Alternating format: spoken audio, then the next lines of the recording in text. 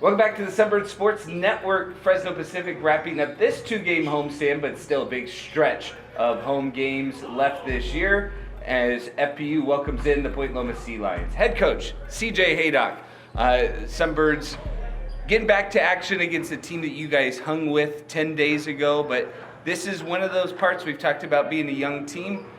You look for growth from game to game, but when you see a team twice in the season, maybe things are a little bit more apples to apples. What can you improve upon tonight against a team that you saw and really had a great second half against down at their place? I think first time we're playing a league team for the second time.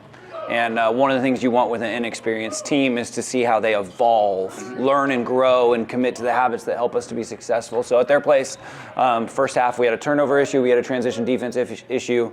We shore those two things up, and with a minute and a half left, we have a chance to go ahead for good, and then can't quite get it done. And so the league leaders are going to pose a challenge to us for sure, but I think there's kind of a new, fresh challenge in it, something we haven't experienced yet this year. So I think we're pretty fired up for the opportunity. String of games that, if we're being honest, the points allowed have kind of skewed or distorted how good your defense has been this year. Still in the top four in the Pac-West in terms of scoring defense and ranking among the tops in the country. You guys have been good on the defensive end. What are the things that have maybe exacerbated or distorted where you guys have surrendered maybe a few more points? What can be shored up to get back to where it looks as good as you guys are playing defensively? Yeah, I think part of that is personnel. Some of our top-end defenders have been out for a little bit, banged up and injured, and so I think that's brought us back to earth a little bit. At the same time, a lot of emphasis for us in practice and skill work on the offensive side of the ball where we're seeing good growth. So I think part of it is personnel.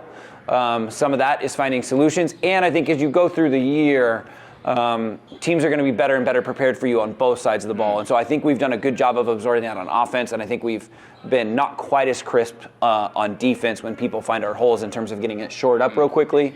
So I think both of those are growth points for us for sure. Wednesday was your most efficient night offensively, and you talked about that growth. You guys shot 50% from the field, but your lowest amount of shots. How do you accentuate that today against a Point Loma team that's going to throw up a bunch of shots? They get out, they run, and they take a lot of threes.